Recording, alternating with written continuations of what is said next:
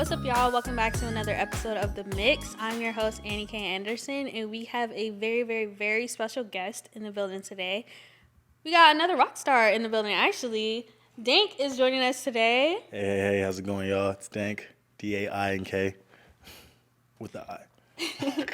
So how are you today, DAINK? I'm good. I'm chilling. Been running around today, but it's been a cool day so far. It's chilly as hell.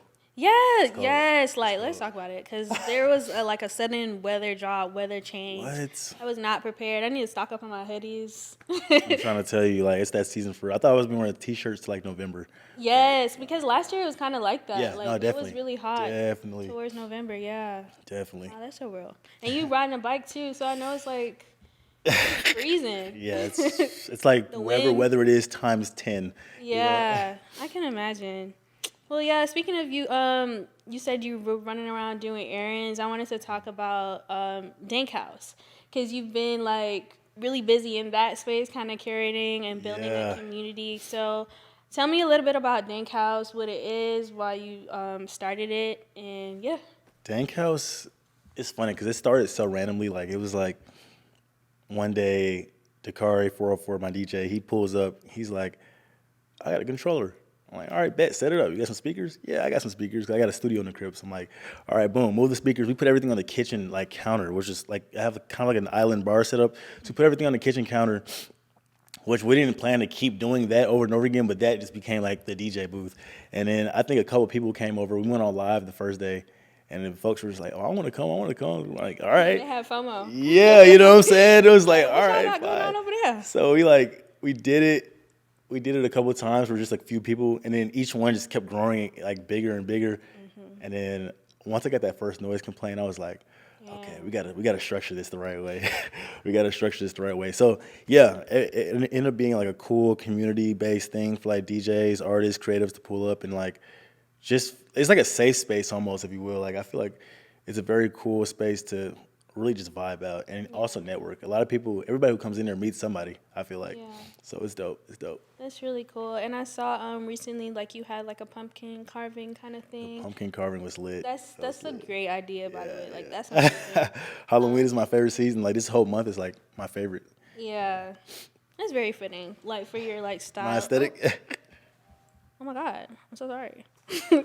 But yeah, exactly, your aesthetic. So I wanted to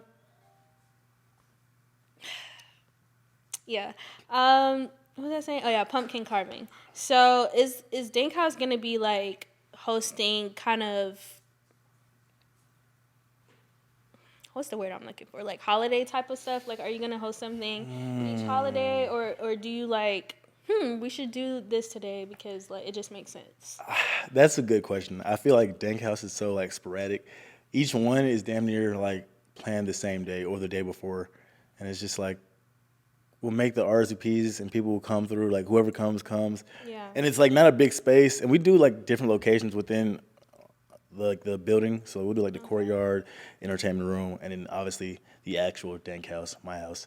And I feel like I don't know, after the pumpkin carving thing, everybody was like, yo, this was so cool. I haven't carved a pumpkin since I was 8. Literally. I've never carved a pumpkin ever. I'm like, okay, all right, like dope. But I feel like maybe we can do like some, I don't know, like a Christmas, like cutting out some trees or some shit. I don't know. I don't know what's like a friend thing to do on Christmas. I was thinking about doing a Thanksgiving, like a Friendsgiving. And Friendsgiving would be fire. Yeah, like a homie of mine in Detroit, he like runs like a event platform, and he was like, we should do a Thanksgiving.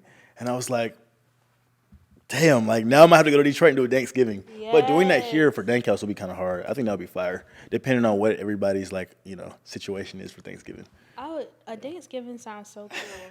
That sounds so cool. Very fitting, very fitting. You have like a edible mac and cheese or something.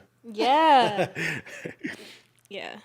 So I want to get into your background because, like, obviously we know each other outside of this podcast, but I really want to get to know you more. Like, we've had like our interview or whatever, but I really didn't get into like your background and where you're from. So tell me a little bit about like your upbringing and how it influenced like your eclectic music taste. Dope. Appreciate that. I feel like, well, I guess for starters, I'm from Southwest Atlanta. Grew up there my whole life. I already moved there when I was 2, but it's like that doesn't really count. So, but I'm already a city boy. I was born in the city, lived in the heart of the city. Actually, like where I live now, like kind of like nearby. But moved to the Southwest Atlanta when I was like 2, and then really just grew up there ever since. And then moved back to the city at like 18. I guess growing up, like it's funny because like my dad and mom are like very similar but very different.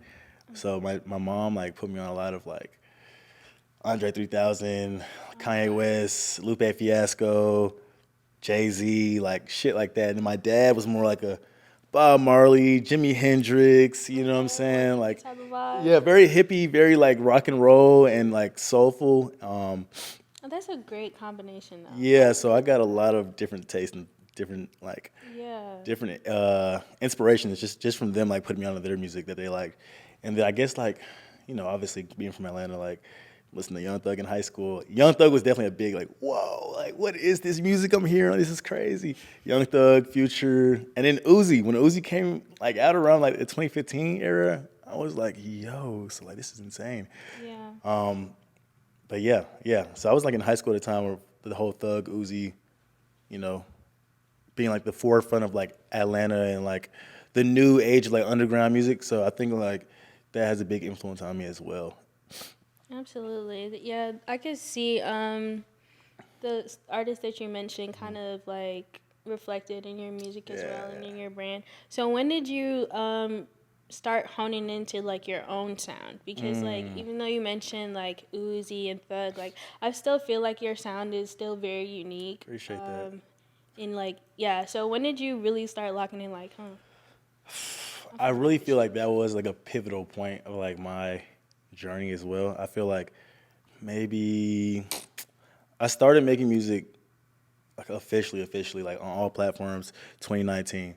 So it's been 5 years. I would say like year 3. Like year 3 is when I really locked in like, okay, this is dank. This is dank, So I guess that'd be like 2021. Yeah. Like 2021 is where I really started discovering like, all right, this is my sound. This is what flows I like, and still elevating as well, but I think I definitely honed in and locked in on that sound yeah. like year 3 of making music. And like you do like a lot of live instrumentations and stuff. Did you learn how to play the guitar like once you started locking in, or did you already know how to play it? It's funny, like with the guitar, it was definitely like an on and off period, but my brother, shout out Marvel, he definitely was like always like, bro, you need to put your guitar in your raps. Like I'm trying to tell you, put your guitar in your raps. And I would always be like, I mean, it's cool, but it's like it's not like I don't know if people are gonna like that. And he was always like a big advocate for it, like before I ever did it or before I ever even thought about doing that. So, but I did learn how to play the guitar, like very much beginner ass lessons, like basic shit when I was in 3rd, 4th grade. So, and it's crazy because the guitar I perform with is like the guitar I've had since like 3rd grade. But yeah, I just put hella stickers on it. Yeah, it's just stickers collected over years. But it's like that's the same guitar my dad got it for me out of fucking BJ's, and BJ? yeah, it's like Costco, But yeah, got it from me there. I miss a good guitar. But yeah, I learned how to play a little bit. That took a long ass break. Like I would always play it here and there, like growing up, like elementary school, middle school. I feel like high school is when high school I was still playing it early high school, and then like 11th grade through like senior year definitely faded away. And but yeah, I play a lot of instruments. Actually, it's crazy. Like I was in What was all the instruments? orchestra. You was in an orchestra? Yeah, I was in orchestra. A lot of people do not believe that when I tell them. They're like, you in orchestra? I'm like, bro, yes. I wore the tuxedo and everything. Used to be high as fuck at the concerts. Yeah, I played like cello, bass. I played bass guitar too a little bit. Cello, bass, and then viola in orchestra. Then I played piano. Then I remember I always wanted to be in band at one point. I just never did it. Yeah, I wanted to play the trumpet and be like one of those like just looks so marching fun. one. Yeah, but then I figured out how much work it took for that marching band. I was like, they really like brother, the military, like no, for real. The way they train them, like yeah, they do not play CrossFit. So. Literally. Yeah, so yeah, for sure. That's my live instrumentation story. Okay, I love that. I spoke on it briefly earlier, but the last time we really sat down and spoke was for your project DAINKHOUSE. Oh yeah, And I remember mentioning that it was like very experimental and unique. And since then, you've collaborated with a few artists that we know, like Yeah. Ahmad, your recent song with Ahmad, Kanari, your DJ Dakari. So, how has like that journey been since releasing that project and kind of just like dabbling into new zones, I guess, with these different artists? Like, how has it been like I feel like experimenting, really? after that project, it was definitely a big like boost on like, oh, like what's dank sound like. It was like I already had the sound, but I feel like it just kind of amplified it. And the experimental shit left me room to like really filter out what I want to do next. Like, all right, I did 16 tracks on a project. I might like 5 that I really feel like this is the sound I really want to hone in on this sound out of the 16. And I feel like that left me a lot of room to kind of play around with. And then after that project, 'cause I didn't have any features on that project.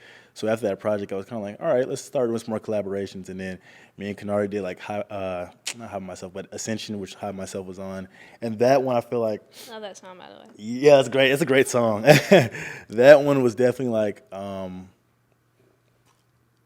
from then on, because I think that was the next release I did from DAINKHOUSE. So from then on, I felt like that sound was what I was like just like going after and chasing, like kept pushing that sound.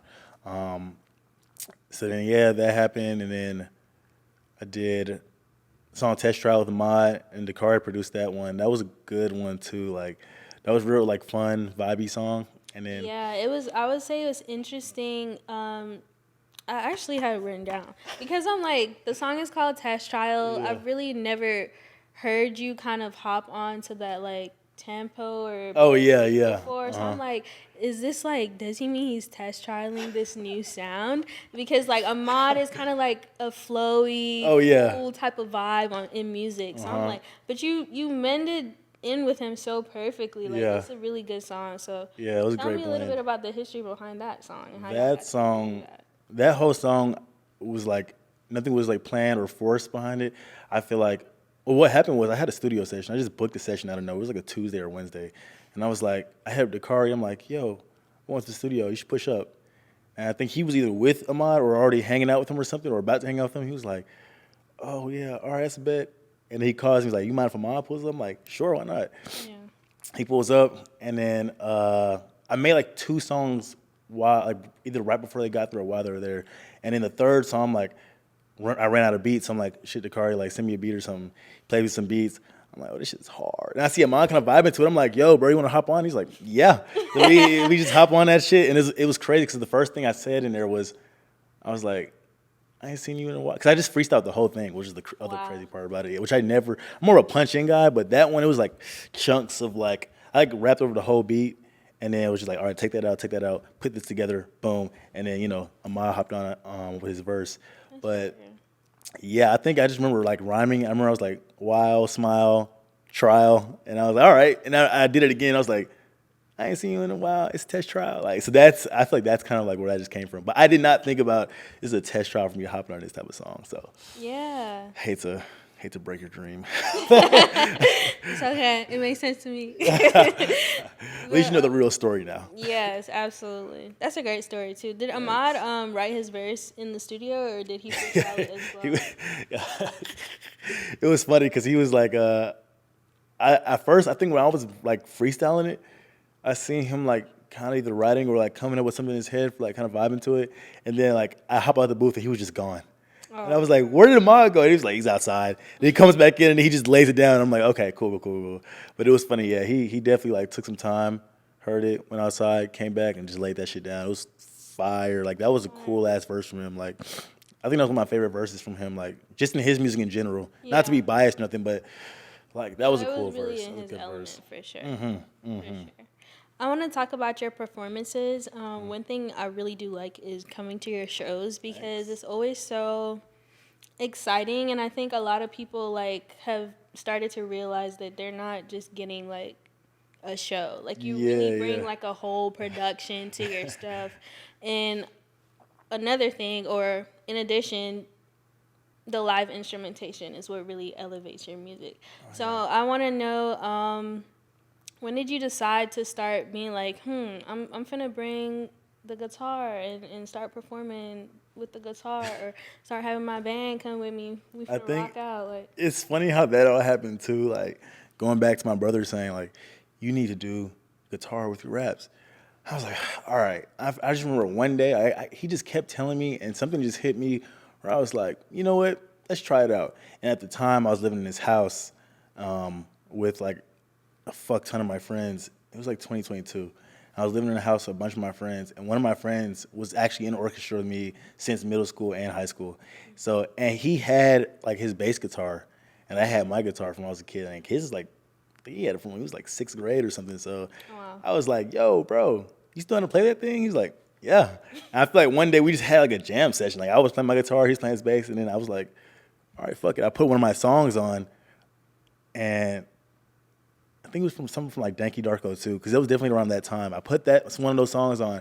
He starts playing it all crazy. I start playing it all crazy. I'm like, bro, what the fuck? Let's go ahead and perform this. And then I had a show like literally, it was shaking the culture. It was the second one, and that was the first time we ever brought the guitars out. And I was like, all right, let's do this. Were you nervous at all to like perform with the guitars? That was like your first Yes. time doing it, right? It was my first time for sure. And I was like, okay, this could go a couple of ways. This could either be like really good or this can be pure shit. And I was like, I think it'll be really good. Yeah. As long as we don't do it too much, because it was early on. I was like, all right. Now I'm like telling the band, like, yo, y'all need to do some rock star shit. Kick your fucking legs out, shake your head. Like, you know, I'm like telling them to do all types of stuff. They're like, we just need to play right. I'm like, bro, Just focusing on right. the strings, We bro. good now. We got the notes down now. But yeah, so we did that. It was real good. We got a lot of good feedback from it. So I was like, bro, we just need to keep doing it. And then it was just me and him doing the instruments at first. Then I found, like, and this was recently, like this year, my guitarist Dante, shout out Dante, his older sister was like my manager at a coffee shop when I was like 19. And I remember he was following me for like years. But it was one of those situations where he was a kid. Like it was like he just graduated high school. So he was like a kid, and he hated to throw his age out like that. I got him in these clubs and shit. But he was a kid. He was following me. He just watched my stories and shit. And then one day, like, he hit me up. He was like, yo, I play guitar and I make beats. And he was like, I'm so-and-so's sister, Crystal's sister. And he was like, I DM him back. I'm like, okay, fire. Send me some beats that you got and send me a clip of you playing the guitar. Send me the beats. I could tell he was just starting off. So I'm like, all right, you got some work to do, but we can work with that. And then I'm like, send me some guitar shit. He sends me like a video of him playing a guitar, shredding, going fucking crazy, way better than me. And I was like, oh, what the fuck? Yeah, I was like, all right, I got this show in 2 weeks. Come to rehearsal tomorrow. He was like, okay. Pulls up to rehearsal, cool as hell. Like he fit the band perfectly. And then bam, like we've been like 6 shows in now. Like, you know, that was all this year. It's all this year. Amazing. That was a random coincidence too. That was a God's random one. timing. Yeah, for real. I want to talk about your aesthetic. You have like this rock star vibe. You recently got a bike, which I think fits perfectly into your aesthetic as well. Love it. And your name Dank is very edgy. It's very like outside of the box kind of vibe. One, how did you come up with the name Dank for like your artist name? Ooh, that's funny. That's a funny story. Like, it's pretty not that funny. I don't know why I said that. But that's a story. Yeah, I remember I was like on Instagram. This was like 2018. And it wasn't like Dank is like one of those names that I definitely made myself. Like, I'm not gonna sit here and be like, yeah, everybody just call me Dank. Everybody does call me Dank, but it's like I definitely made that myself. And I remember at the time I was like, oh, I need something that fits me, like something that's cool. It fits, like you were saying, pretty much like to lock in, like this is right before 2019, which is where I really started taking music seriously. But I knew in 2018 I was going towards that route. So I was getting everything prepared, like what's my name gonna be? What's this gonna be? So I figured out, I was like, yo, I smoke a lot of dank. You know what I'm saying? I have a lot of dank. Everything in my apartment is about dank. So I'm like, fuck it. But then I looked up my Instagram and YouTube and everything else, and I'm like, yo, it's like 1,000 fucking danks. Like, it's a little dank, a big dank, a young dank spelled with a V. Like, you know what I'm saying? It's every type of dank possible. So I'm like, bro, how can this stand out? And literally, I was like, oh, I can just play around with the wordplay. And I was like, dank. I put the I in, and I tell people, like, it's like ain't, but it's dank. You know what I'm saying? Or like faint, but dank. But yeah, so I did like a little wordplay there, put the I in there. And the I doesn't mean anything. Like people will be like, is it ink in there? Is it because you have tattoos? I'm like, nah. That would be cool if I thought of that though, but Yeah. nah. I was just like, it just is what it is. It just fits it. But so it made me stand out a little bit more. I feel like made it a little bit more easier to look me up. Like Yeah. it's like, oh, it's Dank with an I. You look me up, I'm like one of the first things to pop up. But saying it out loud, it's a pain in the ass. So everybody's like DAINK. You got to really put the I in there. You got to really say the I. So yeah, that's how I came up with my name for Shorsky. Why did you switch from Lil Dank to just Dank? I feel like I had to talk to my manager, and I remember I was at MJQ and we were standing outside in the little patio and I was smoking. I was drunk as fuck, and I was like, bro, talking to my manager, I'm like, bro, what if I change my name to Dank? And he kind of gave me that look like, I've been waiting for you to say that, but I wasn't gonna tell you. Like, he's a cool guy. He's one of the type of managers that's like never gonna infiltrate the like artistic side of what I do. Yeah. But when it comes to the business side, he was like, it would be a little bit more easy to sell, just Dank. He's like, and you're a grown ass man, and you're not little. You know what I'm saying? I was like, all right, that's valid. That's valid. So he just told me like, you should just don't make it a big presentation. Like, don't make it like, hey, everybody, my name's Dank, but kind of just like bleed it in. And that's kind of what I did. But it is a pain in the ass right now, changing my name. So all streaming platforms, Dank for sure, just Dank, capital D. I gotta change my Instagram name. Yeah. But I'm the type of person, I don't want any underscores. I don't want any numbers. I just want it to say Dank. Does somebody else already have it? And that's where the You been reaching out to them, trying to get it? yes. But I'm gonna tell you how crazy this is. It's actually insane because for one, there's someone with the name Dank. Yes, of course. I looked it up. It's just DAINK. Perfect. I'm like, maybe I can ask them for the Instagram account. I was like, fuck it, I could pay them. Yeah. And I was like, I DM them. No, before I even DM them, I go on their page. The last post they posted was from 2012. I'm pretty sure that's when Instagram was made. They don't yet. That's why I'm They're like, not using that Instagram. so I reported it. I'm like, okay. I was like, let me just report this shit. Fuck it. And I was like, all right. And they were like, what are you reporting it for? I'm like, this is someone else. Like, who is it? It's me.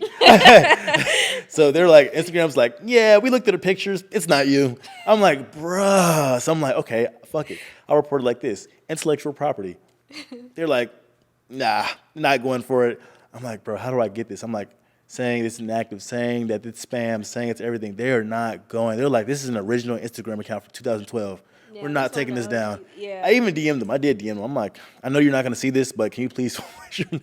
I'm gonna DM him too. Just to help. Thanks. Just report it, DM it, something. Yeah. I'm like, but that's my story about that. That's a crazy one right there. Yeah, I'm really hoping that you get the. I want it so bad. I'm not doing 2Ks like or one 2Ds or puzzle something. piece that Yeah, it got to really- be as is. Yeah, and lastly, I want to talk about like your whole bike aesthetic thing. Yeah. Have you what made you want to get a bike? Like, was it because of your aesthetic as Dank and like rockstar-y? Because it really fits in very well. Thanks. Or you just always wanted a bike? I did. There's some lore, some history behind that. I did always want a bike, like ever since I was a little kid, and like I'm actually technically like a fourth generation rider in my family, so it is in my blood, and like my granddad, he was like vice president of a motorcycle club. My mom grew up in like a motorcycle shop on my uncle's ride, so it's like one of those things that I definitely like always kind of knew was like in my family, but yet again, like all that side of the family lives in Chicago and in Indiana, like all the way in the Midwest. And also my mom hates motorcycles because my granddad and my grandma fell when she was like a little kid. So she's like, no. But as soon as I got it, I put up on her. She was like, I can't believe you got a motorcycle. You need to take me for a ride right now. I was like, what? You want to go for a ride? She's like, yeah, take me for a ride. She trusts you. I guess That's so, great. but it was cool. It was cool, like getting to like get the bike, and then I went to Chicago because my granddad did pass away this year, like right around the time I got the bike, which was really crazy. Oh, that's okay. I appreciate that though. But I go up to Chicago and I'm seeing like it was like after a funeral, I'm hanging out with my uncles, and they're like, "So Arch got a bike now." I'm like talking to them, and they're like, "Feels like flying, right?" I'm like, "Nah, literally." So it was cool to like connect on them with that level. Yeah. And then but when I got the bike, that story is like, I remember I was on Harley Davidson website, and I was like, okay, found the bike I want. Didn't plan on getting it that soon. I was like, I want to take classes to learn how to ride the bike. through Harley Davidson. Go to the didn't know place. they had that. Yes, it's like $300, and you get the classes and you get the license with the class. You take your like certificates to the DMV, and you can just like ride right in there. So I'm like, okay, and the class is 3 days long. Like you learn how to ride a motorcycle in 3 days. So I'm like, all right, I'm gonna take the class. Fuck it, I got $300. I go to the dealership, and they were trying to get me to buy the bike right then and there. They were like, "Do you want to run your credit?" Da, da, da. I'm like, no, I really don't want to do any of that. I really just want to take the class. Like, I'm not trying to buy a fucking motorcycle today, you know? So I'm telling them this, and they're literally like pushing. I'm like, no, I just want to take the classes. Well, if you get the bike, the class is free. I'm like, all right, whatever. So I was like, what would I have to do to get the bike? They tell me, you can put $4,000 down. You can walk out with it today. Don't got that. Sorry, buddy. You know, fuck that. And they tell me, she's like, all right, give me 1 second. She goes in the office, comes back. She's like, do you have $200?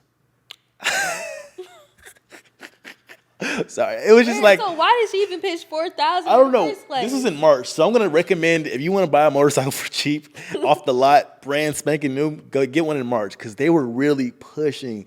And it was still cold, which is I feel like it wasn't riding season yet. Yeah. But it was about to be spring. So I'm thinking that this would be like a busy time for them to sell. But I feel like they really wanted that sale so bad. They were like, you put $200 down, it's yours. And then at first they were like, yeah, but the note would be like super high. And I was like, no, I'm good. Then they go back in the office again. She's like, well, what about this? I'm like, well, that works. Like, we can work all this out today if these are the prices. So I got the bike that day. Did not take it off the lot. They tried to get me to ride home with it. I was like, I have no idea how to operate this shit. So I came back like the next week, did the classes, rode it home that day. That's so fire. Ever since, yeah. That's an amazing story. I love It's crazy. that. It's a crazy. They really forced me to get that bike. Yeah, like they were like, you need this. But in hindsight, like. Oh, in hindsight, it was perfect. It was yeah. perfect. It was perfect. That's amazing. I'm starting to get into like doing shoots on my bike Yes. for money. And putting it in like music videos. You know. Yeah. That's really Threshing Canari's video. That was also random too. That was super random. Like I came there to act. Just the acting debut. I seen you. You know, I was over there You're bad. playing a dickhead boyfriend, which was so funny. She asked me, she said, "Oh, I need you to play like an asshole boyfriend." I was like, "Is that what you think I look like?" And she's like, "No. I think you would probably be a good boyfriend." But she was like, "You just have that aesthetic." I'm like, "Yo, that's insane." So You I gonna pulled switch up up your and did it. aesthetic because of that? I was like, bad boy aesthetic makes dickhead boyfriend aesthetic like go together. So yeah, I pull up and we do the shoot, and the director was like, "Do you want to get on the bike, Kanari?" She was like, "Hell no." And then I guess while I was just sitting there, everybody's just looking at it. She's kind of like, I guess, and it just all went together. So it was cool. Yeah, cool it definitely came out really, really fire. Fire. Shout out to her. Shout out to Kanari. Yeah, can't wait to real speak one. to her. Yeah, Real one. she's amazing. So to close off this interview, I like to ask my guests for one piece of advice or information, anything that you could really just tell our viewers that you've learned since being in the music industry, making music, creating, working with other people, anything that you can share to really give that extra leap to them. My advice, which is something I definitely was told, but I feel like a lot of people don't say this enough. Like when it comes to the music thing, like and being in the industry, I feel like everybody's like, "Oh, you need to make good music," which is that's a part of it. I'm not going to say it's even the biggest part, but that is a part of it. Definitely have good music, but I feel like not enough people tell artists to learn the business. And I feel like when they do say that, they're not really explaining like, yeah, learn the business. I feel like learning the business means, for you as an artist, I definitely feel like it's key. It's very key to learn and understand how to close a deal, like yourself. Like I feel like if you can do it with the manager. Managers are great. I have a manager. Love my manager to death. But I feel like if he wasn't there, I might not be exactly where I'm at with exactly the same opportunities, but I would still be able to get indoors and close deals myself. Business is a key part of it, and if you don't know it, they'll fuck you up and down, like all around town. They will. Learn the prey business. on new artists. They do prey on new artists, because I just remember that starting off too, like people, oh, you got to pay this much to do this, or you got to pay this much to be here, or do this. I feel like once you just kind of like understand like navigating it and going where you're wanted versus where you think you want to be, and then letting that push you in the next room, in the next place, the next opportunity, that's just part of the business, you know? Absolutely. And support other artists. Support other artists, DJs, producers, camera people. Pay the camera people. Definitely pay the camera people. You know, pay the producers too. Pay everybody, like, the best way you can. That's my advice. Yeah. Thank you so much. That was amazing advice, actually. Yes. Well, thank you so much for being here. Oh, it was amazing having you. To my viewers, thank you so much for watching. We will see you on the next episode of The Mix. The Mix. Keep it in the mix. Exactly. That was great. That was good. Good job, guys. Fire.